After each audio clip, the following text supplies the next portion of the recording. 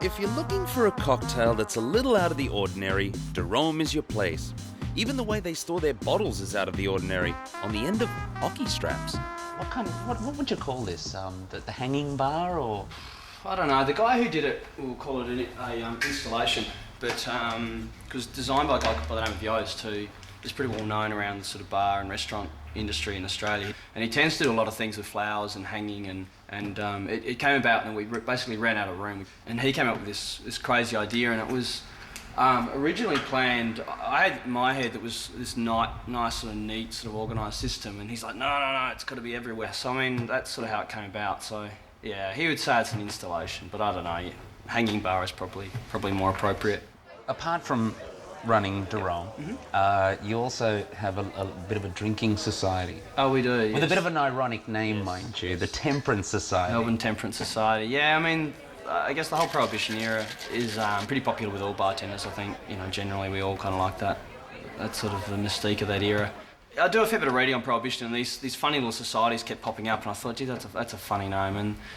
And then I guess the whole it's a bit of a play on words, but it is a little bit of a secret society, and we do invite members of the public to come along, but it's generally a bartender thing. But funny enough, like I think 3 months into the society, this guy came up and he said, "Oh, did you call it the Temperance Society because we're located in Richmond?" And what are you talking about? And he said, "Yeah, like back in the day, this was one of the main streets of like the temperance movement in Melbourne." So I was like, "Yeah, that's right. That's why I did it." But that was apparently during the temperance movement in Melbourne. When people would travel and they were into this sort of thing, they couldn't stay in hotels because of the drinking. So they built all these coffee houses and things. And that's if you just go up the road, there's actually a big temperance house. Which is a Brazilian restaurant now, but yeah, so... Still standing. So there you go. All right, shall we do a classic? So this is, again, a bit of a twist on the Bellini. It's normally made with white peaches. We've made a Tamarillo foam. We call it a Tamarillo foam Bellini. Tamarillo foam Bellini. Oh, cheers.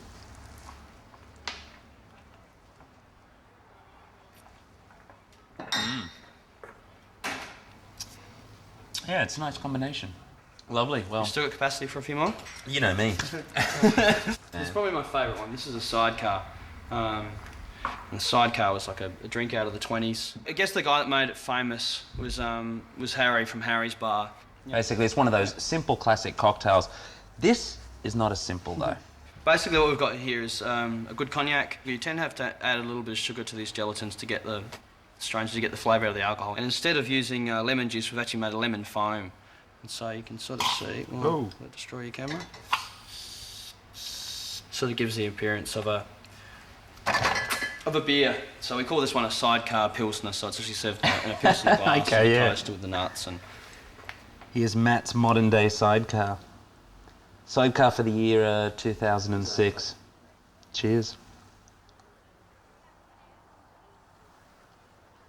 Yep, it's there, all the traditional flavours.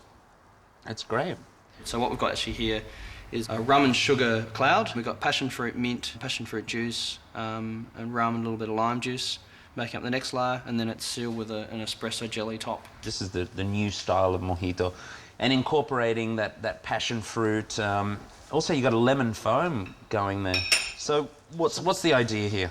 I guess you get a bit of everything on the spoon before you eat it. There we go. A little bit of the foam, dip in the foam. And away we go. Here goes Matt's mojito. Oh, yum. Yeah, that espresso's got Yeah, it's a nice kick in it. Matt, you're a legend, mate. Glad you enjoyed it. Thanks for having us. No problem at all. I'm all drunk up.